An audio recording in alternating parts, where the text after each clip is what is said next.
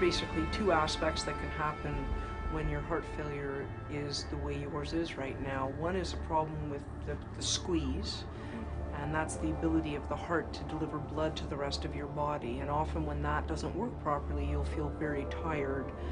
You'll go to do things and you just don't have the energy it takes to actually do those activities. And that's a problem with the forward output from the heart.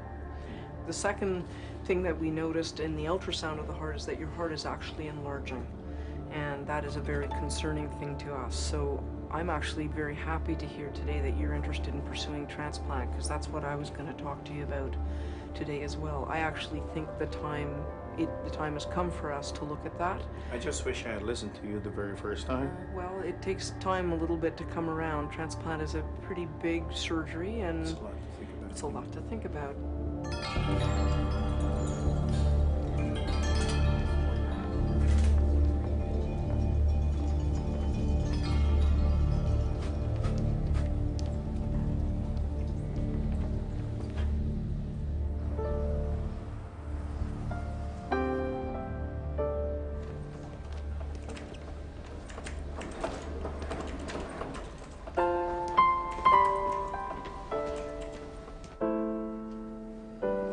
Talk a little bit about Aaron?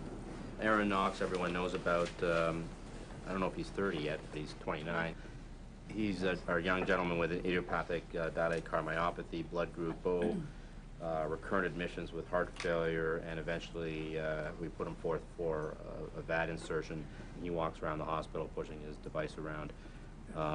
He's bored, obviously, at his young age, and he'd like to get some exercise in, and we're currently negotiating with the lung transplant physiotherapist, so if he can go to their treadmill room and use the treadmill.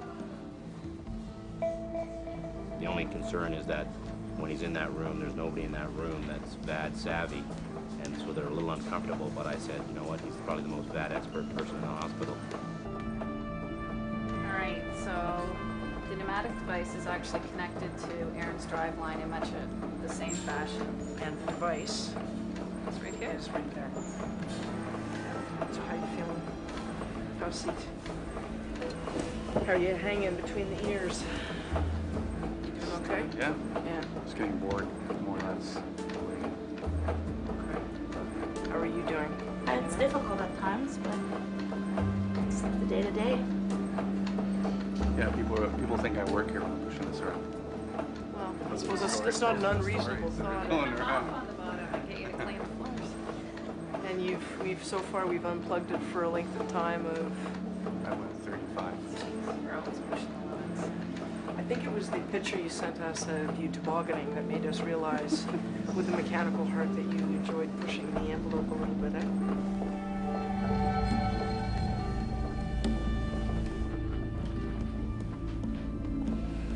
Hey, Tom. Hey. Hi, it's Heather. How are you? How you doing there? How about wiggling your toes? Can you do that for me at all? I know they're up against the end there. Can you move those at all for me? Can you wiggle your toes on your right foot, Tom? It's on no sedation at all.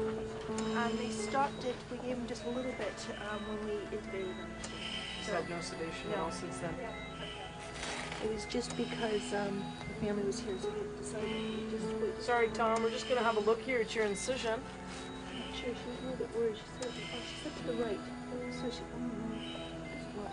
No, See anything? that's okay. Yeah. Actually looks okay, but we need those wires out. So the heart's actually functioning very well. Part of the problem we have now is just sort of getting you to wake up enough to do the breathing on your own, and then we need to work on your muscle strength, which seems to have sort of gone down a lot since we did the transplant. So we really are going to need you to work hard with us, okay? Tom?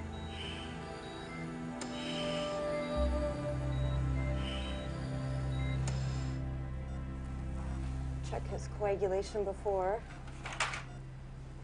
Okay, worst part's over right now, okay, Abdul? You're all right? So far, yeah. Good. How's that? That's not bad. Okay, so at this point, we'll start taking measurements, and you don't feel anything when the measurements are being taken, okay, Abdul? You did very well. Isn't that incredible? Already at 48. Yeah, well, yeah. I know. When you consider how extensive his... Coronary disease Yeah. is. Okay. So the boys are going to want to know about his lima because that's going to have an impact on him surgically. I mean, just terrible, terrible coronary disease.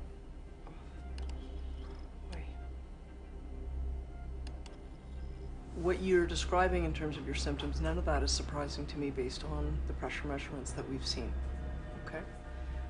What we can do when we know what your body size is and what your blood group is, because that's how we actually allocate the hearts, what we can do is look back over the last 5 to 10 years and sort of get an idea of what the typical waiting time is for somebody your size and your blood group. And I think Corrine told you that that's probably about 18 months. Right. Now, About a year and a half, yeah, somewhere around there. I'm not entirely sure that your heart is going to be strong enough for you to survive the wait. Yeah. And we do know that about 3 people actually do die waiting. Now, things are different than it used to be because, 5 years ago when I would have a discussion with somebody about this, there was nothing else I could do. But now we do have the mechanical heart program. Sometimes while people wait, other things can happen and we can no longer do the transplant. Now that happens uncommonly, so that's why I'm not going to focus on it, because what we need to focus on is staying healthy and getting the transplant.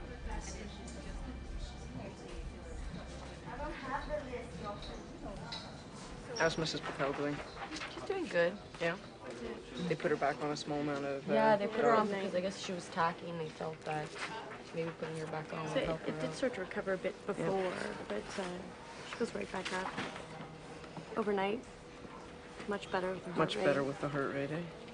I mean, yesterday they came in kind of all together, Dr. Horlick, and they kind Right. of, I guess overwhelmed her at first and Right. she was emotional, but then someone Okay. translated, one of the doctors just explained to her. Okay. How old? 9 and 5. 9 and 5. So we've been trying to work hard at getting the kids in because that's been a bit of a challenge, the separation anxiety. Yeah. The concern is that she might end up staying on the dobutamine until the transplant comes available. Okay. And I'm not sure whether or not Dr. Horlick had a chance to go over that with her yesterday. Okay. और तुम्हारे heart इतना कमज़ोर है कि इस heart rate को हम बर्दाश्त नहीं कर सकते हैं। इस हार्ट रेट को रहना का मतलब है कि तुम बिल्कुल ब्लड प्रेशर गिर जाएगा और तुम बेड पे चले जाएगी वापस। ये जो उठना फिरना बातें करना सब करनी है। We want to make sure that when you leave here and when you leave the hospital, it's totally safe for you to do that. And right now, things are right, your heart is right on the borderline, so I'm quite worried about that. Sorry, I didn't mean to come in and get you upset this morning, kiddo. All right, but we got to make sure that things are safe for you, okay? All right?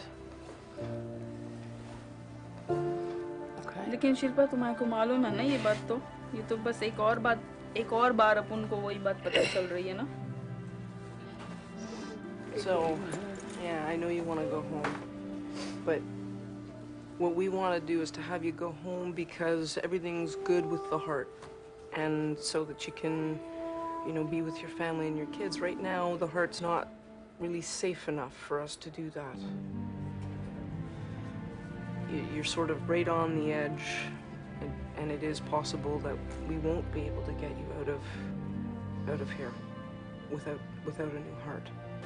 Good afternoon. Yeah.